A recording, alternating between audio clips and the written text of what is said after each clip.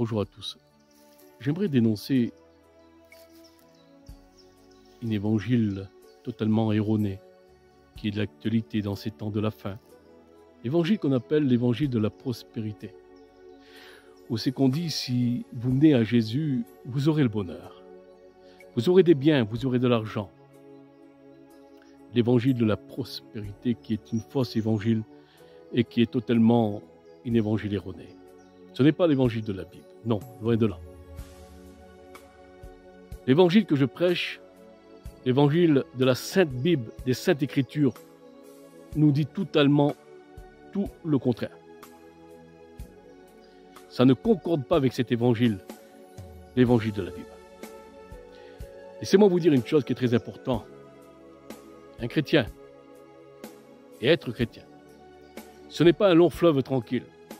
Ce n'est pas de l'eau de rose, non. C'est la persécution, être persécuté. C'est ça l'évangile de la Bible. Alors écoutez-moi bien. Soyez attentifs, s'il vous plaît, par l'intermédiaire de cette vidéo. Qu'est-ce qu'un chrétien? Qu'est-ce que l'évangile de la Bible? Un chrétien, c'est un condamné à la mort. C'est un crucifié. Écoutez bien ça. Un chrétien, c'est un crucifié, c'est un condamné à mort. Ce n'est pas cet évangile qu'on vous dit, vous venez à Jésus, vous aurez le bonheur. Non. Non. Et je ne prêcherai jamais cet évangile qui est totalement fausse. L'évangile de la Bible, la parole de Dieu véritable, c'est lorsqu'on devient chrétien, nous devenons des condamnés à mort. Car nous avons une croix à porter. Dans Matthieu 16, 24, il est dit, et c'est le Seigneur Jésus-Christ qui parle, il dira, pour celui qui veut venir après moi, qu'il renonce à lui-même et qu'il se charge de sa croix et qu'il me suive. Là, à partir de là, nous comprenons que ce n'est pas un évangile de bonheur. Ce n'est pas un évangile facile que nous devons vivre. Non, pas du tout. Qu'est-ce qu'une croix? Qu'il se charge de sa croix. Mais qu'est-ce qu'une croix? Une croix, c'est un instrument de mise à mort. Et une croix, sur une croix, on crucifie. À savoir que Jésus dit qu'il se charge de sa croix. Un chrétien doit se charger de sa chair, du moi, de l'ancienne nature. Écoutez-moi bien ce que je veux dire. Du moi, de l'ancienne nature, du vieil homme par lequel il était conduit par avant. C'est pour cela que le Seigneur a dit, celui qui veut venir après moi, qu'il renonce à lui-même, qu'il renonce à son ancienne nature, qu'il renonce à son ancienne vie. Et là, que dira le Seigneur? Qu'il se charge de sa croix. Alors, une croix, c'est un instrument de mise à mort. Et qu'est-ce que nous devons mettre à mort sur cette croix? Le vieil homme, le crucifier, et crucifier la chair. L'ancienne nature. À partir de là, nous mourrons pour le monde. Nous ressuscitons en Christ. Écoutez-moi bien. On ressuscite en Christ. Nous vivons que pour le Christ. À partir de là, un condamné à mort, celui qui crucifie sa chair, comme il est dit dans les Écritures, en tant que le véritable chrétien authentique, devient totalement une nouvelle personne, dans le sens qu'il n'a plus de passion dans le monde. Donc il meurt. Et il devient mort pour le monde. Ça veut dire, écoutez-moi bien ça, mort au péché. Mort au péché. Et lorsqu'on est crucifié réellement et qu'on crucifie ce moi, qu'on crucifie les anciennes passions, l'ancienne nature, le vieil homme, que se passe-t-il par la suite? Par la suite, nous devenons des ennemis du monde. Pourquoi? Parce que nous sommes morts pour le monde. À partir de là, attendez-vous à la persécution. Attendez-vous à être persécuté.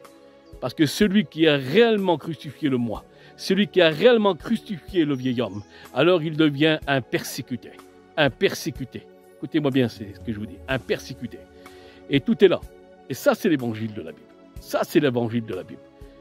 Mais laissez-moi vous dire une chose en tant que chrétien. Ne faites pas comme Simon le Cyrène. Simon le Cyrène, on l'a obligé à porter la croix. Il n'a pas porté de plein gré. On l'a obligé. Les Romains l'ont obligé de porter la croix de Jésus. Mais faisons-le parce que ça, c'est un commandement de Dieu. Nous devons tous porter notre croix. Nous devons tous porter notre croix. Ne faisons pas comme Simon de Cyrène. Et vous savez ce que c'est porter la croix? Ça va loin. Ça va très loin porter une croix. Non. très loin. Ce n'est pas rien porter la croix. Regardez Jésus comme il a porté la croix. Regardez le Fils de Dieu comme il a porté la croix. Regardez le Créateur comme il a porté la croix. La parole créatrice qui s'est dépouillée de son ciel de gloire. Regardez comme elle a porté la croix. La Bible nous dit qu'il a accepté de se courber, de se plier. Il a accepté d'être humilié, écrasé.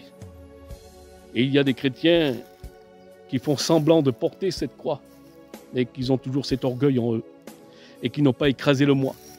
Alors nous devons nous laisser écraser par cette croix et se courber, s'humilier et accepter d'être humilié. Ça, c'est le véritable chrétien qui est passé par la croix.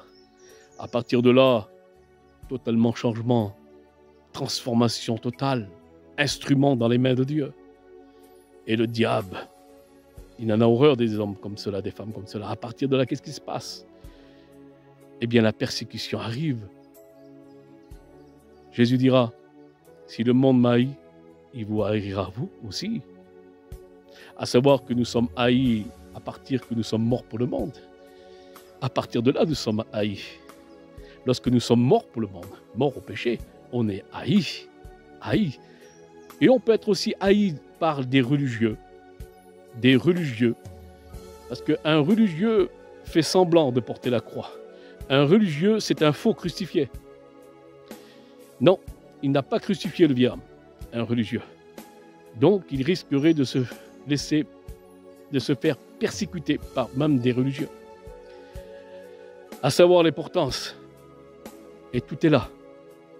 Si nous sommes réellement des crucifiés, des condamnés à mort, comme Jésus nous l'enseigne dans sa parole, mort pour le monde, totalement, crucifié le vieil homme, nouvelle vie en Jésus-Christ, nous serons persécutés à cause de Jésus. Et ce n'est pas un évangile de prospérité, de bonheur. Non. Moi, depuis que j'appartiens au Seigneur, j'ai eu que de la persécution dans ma vie. Que de la persécution. Il faut accepter. Après cela, d'être haï par les gens. Il faut l'accepter. À savoir que c'est la bonne école. Jésus est passé par là. Et nous ne sommes pas plus grands que le Maître en tant que disciples. Nous devons aussi passer par là. Accepter d'être haï par les gens. Faites attention lorsque vous êtes aimé par tout le monde. C'est qu'il y a un problème. On ne peut pas dire Amen à tout. Et lorsqu'on est vrai réellement, on ne dit pas Amen à tout. Voilà, soyez bénis et que le nom du Seigneur en soit glorifié. Amen.